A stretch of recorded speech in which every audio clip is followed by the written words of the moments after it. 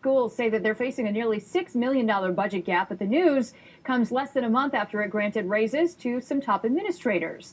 Two people in the head office already making six figures were granted contract extensions that'll have them making nearly $20,000 more over the next few years. Brandon Lewis joining us now live in the studio, and he's got more for us in our top story. Brandon. Well, Dory, the district says it values its employees, and these people help keep things working smoothly given the current fiscal problems. But with the district facing a multi-million-dollar budget gap and the prospect of raising taxes, some are asking if it's money well spent.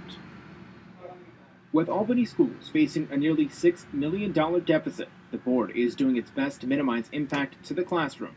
The district says helping them from going off a cliff is business administrator William Hogan, who will receive about a $15,000 raise over the next 3 years. We recognize that the timing was very bad, and we understand the reaction that's caused in the community. It's made a tough situation tougher for all of us, and we apologize for that. They say the increase will be offset by paying less for Hogan's health insurance. The same goes for Human Resources Administrator Kathleen Culligan, who will see a $20,000 raise over the next few years. But it's a black eye for a district that may need to convince taxpayers to go over the property tax cap in about 2 months. It will be up to the community to decide exactly how stern they want to be in that pushback, because we do have, at the end of the day, to run the school district, and we do have to provide the services that our 8,900 students need and deserve.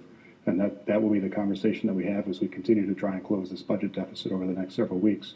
The Empire Center says while these two salaries may be eye-popping for some, it spotlights a larger problem.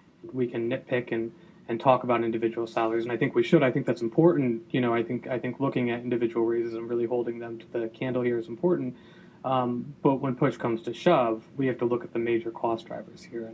And again, teachers' salary costs are, anywhere between 70 and 80% of district costs.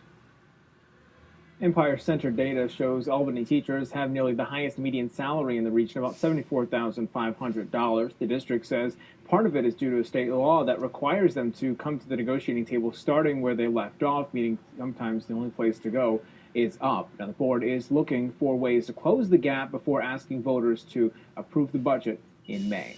Live in the studio, Brandon Lewis, CBS 6 News.